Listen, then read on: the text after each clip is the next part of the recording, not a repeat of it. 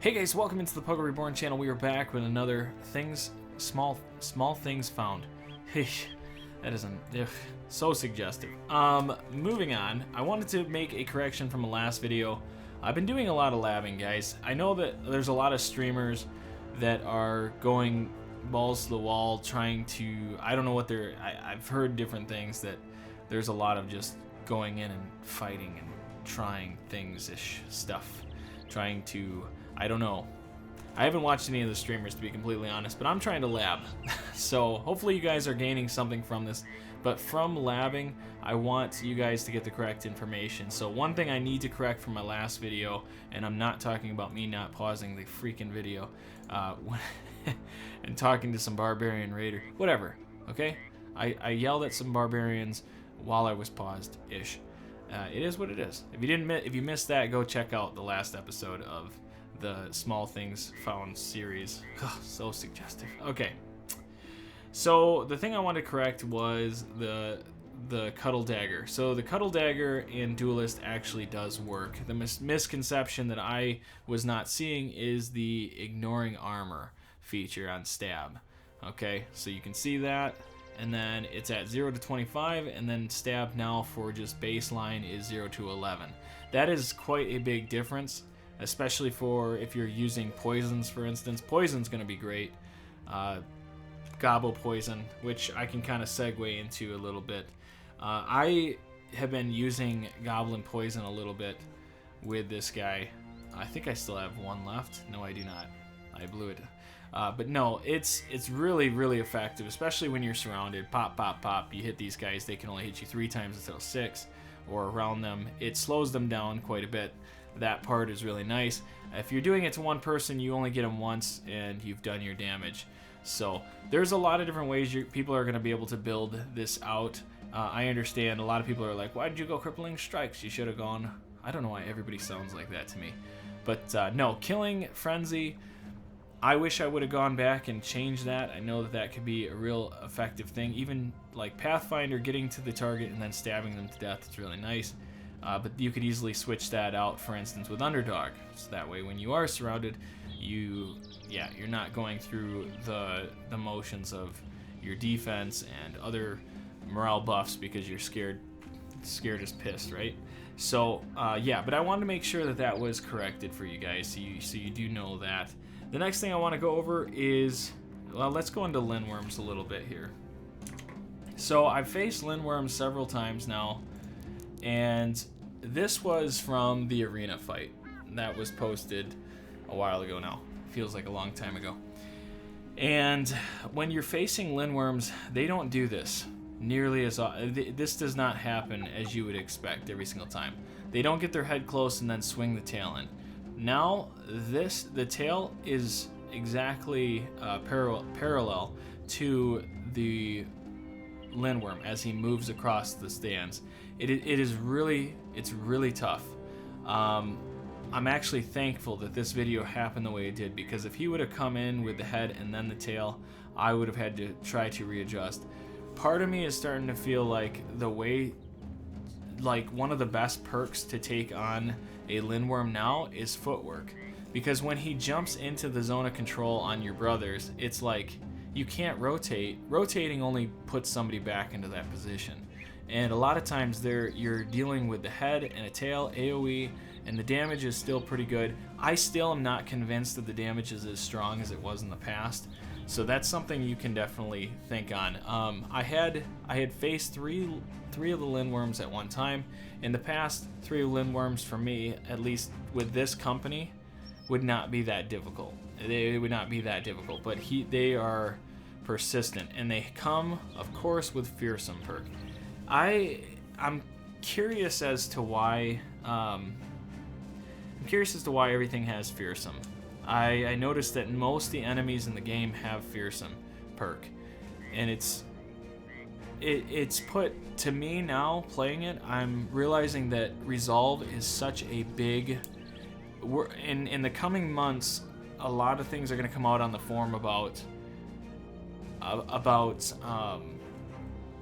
resolve and how much it matters. Now, I've always been an advocate for high 40s and backline and mid 50s for front. And I've had some brothers just take a morale hit, like, what the hell? 2 shots and he's just going straight down the crapper. You know exactly, you'll know once you get into it, you'll know. Also, I didn't announce this, but at the very end of the video, I'm going to announce a winner for the DLC, and then there's going to be one more opportunity come Wednesday night. So if you're interested, please let me know, and we'll kind of go from there. But nonetheless, this is what I found to actually beat the Lindworm because of the way that it sits up, is throwing nets. If you throw a net on him and then get into the zone of control, he will not break the net.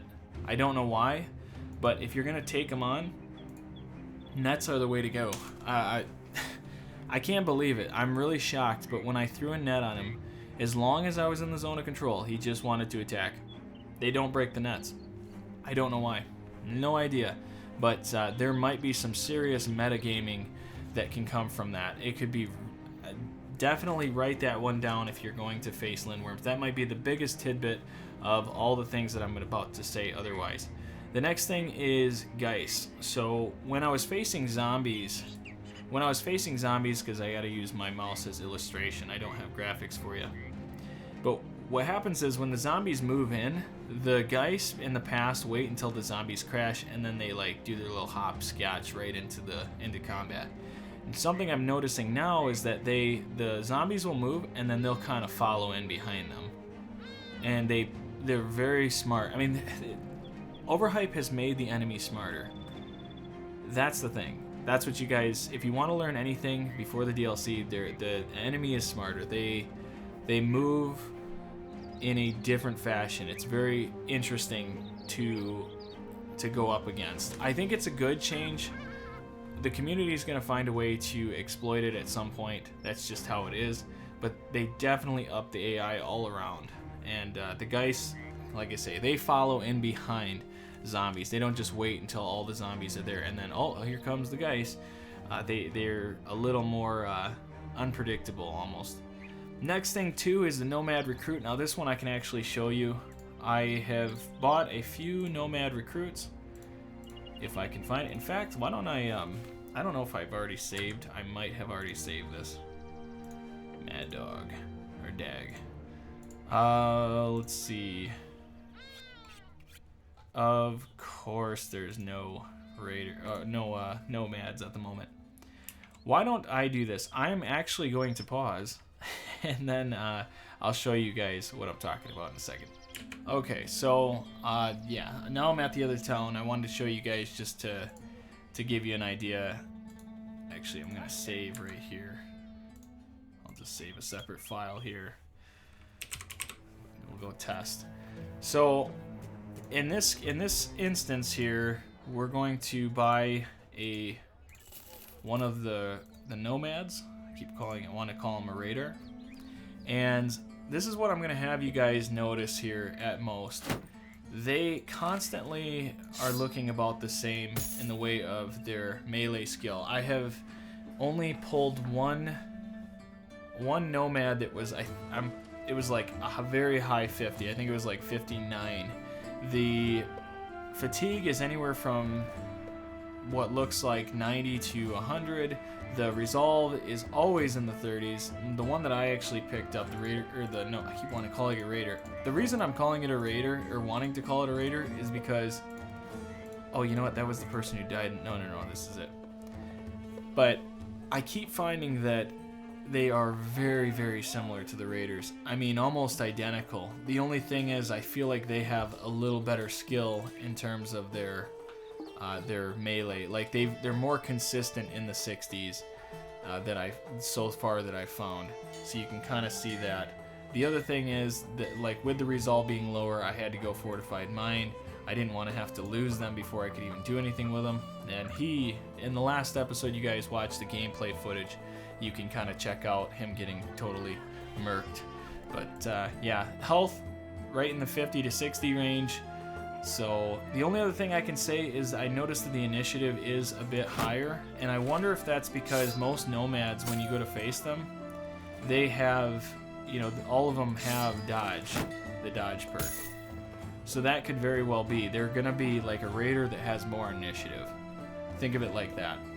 I personally like these guys. I feel like they're pretty well. Oh, and the defense. The defense is good. Every single one that I've picked up has been 6, 7, 8. So, yeah, they're gonna be one of those ones that I think a lot of people, taking the right price, they'll end up getting them. Unfortunately for this guy, he got hit in the head or dropped as a baby in the sand. The frying of the brain, whatever you want to call it. Why don't we load up again? We'll take back up into the test. We'll test her out. Check out the other Nomad to give you guys another idea of what these guys look like, just in case. Buyer beware, right? Oh, the other thing too is look at the daily crowns. Same thing. It's like it's almost identical to the Raider.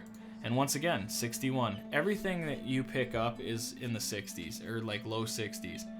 I wouldn't be surprised if it's 59 to 65 is what you can get.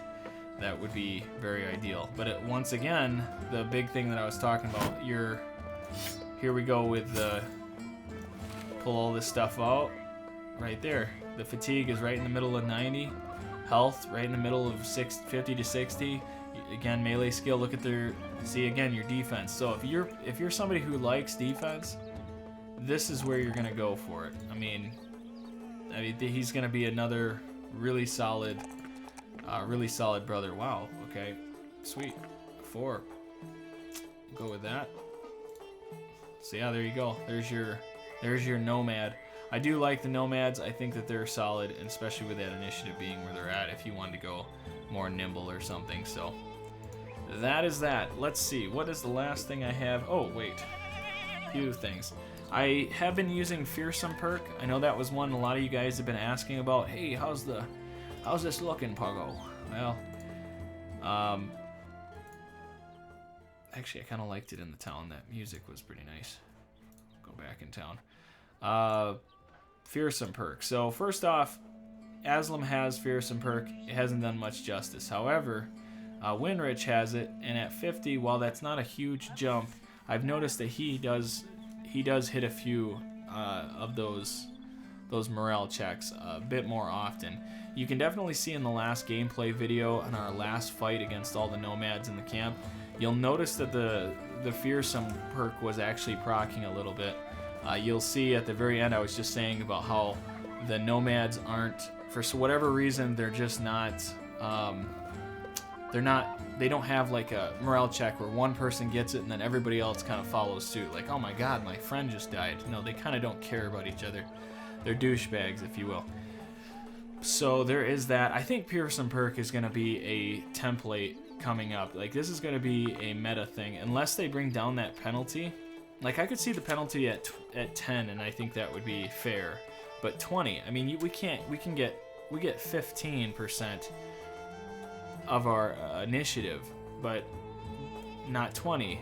But yet, this gets 20. It's kind of crazy. I'm just not on board with it being that high. But yeah, we're gonna see in the coming months. I've already talked about that. It does work pretty good against unholds. I faced 5 unholds. Was not able to dispatch of them all because of it was easier. I was able to do it with less guys than I was more because I don't have Indom on most of my guys. So, but Fearsome was really noticeable against them. And oh, the last thing, guys, nobody's talking about this. There was one change to a perk, and it was this perk right here. Anticipation. If you notice here, the same thing, 1 to 10% of your base range defense additional to defense per tile that attacker is away. And always at least plus 10 to range defense. So no matter what, as long as you pick this up, you get plus 10. No matter what. And that is what I did with one of my brothers here. I hope it wasn't the one that died. Where you at? Nope.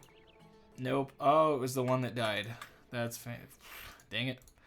Well, I was going to show you guys that. I did notice, though, it seemed like the range defense did end up going up based on... It seemed like it did go up even based on that plus 10 range defense. But I don't think anybody's talking about it. I didn't see anybody in the forums talking about that earlier on yesterday. So, yeah. Anticipation, I think, is going to be a really nice perk for certain people that care about range. I mean, some people don't care. They're like, hey, I'm just going to get to my heavy armor and let them pelt me. Other people are like, hey, I stand by the arrow buffer, the arrow deflector. So yeah, whatever you guys think about that, let me know in the comment section below. And then finally, the winner is Nick Farrell. Hey, oh, hey. So Nick Farrell, I will say this. It was hard for me not to give it to him. I was thinking about. This was one I didn't end up pulling out of the hat, and I'll admit this. And the reason why is because he, I actually had made this decision. It wasn't like pre-planned or anything. I just was like, you know what, I'm gonna just pick him because he's been with the channel for a long time.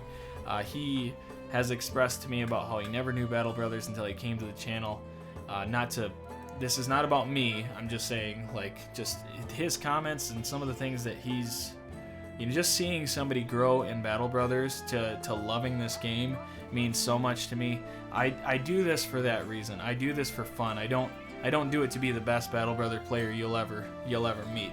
But when I get into things, I like the hardcore grind to figure out what's what, and that's why I'm trying to provide that for you guys. So if you're inspired by this at all, if you're inspired by Battle Brothers, if I even turn your head a little bit to a new idea, then I've done my job.